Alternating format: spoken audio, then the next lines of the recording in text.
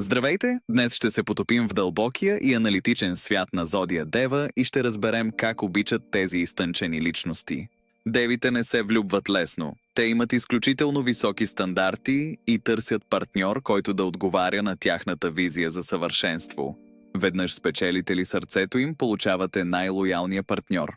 За девата верността не е просто дума, а начин на живот.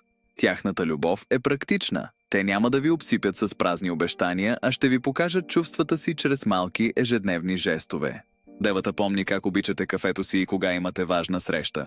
Вниманието им към детайла е техният най-силен любовен език.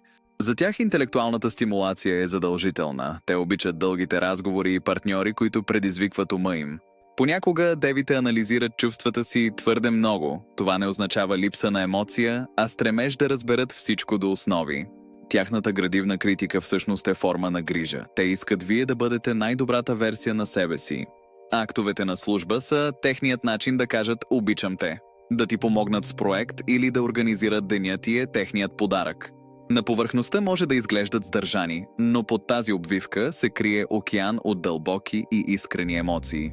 Връзката с Дева ви носи чувство за сигурност. Те са земна зодия, която цени стабилността и предвидимостта в любовта. Любовта им не пламва като фойерверк, а расте бавно и устойчиво, като дърво с здрави корени. Тя е създадена да издържи.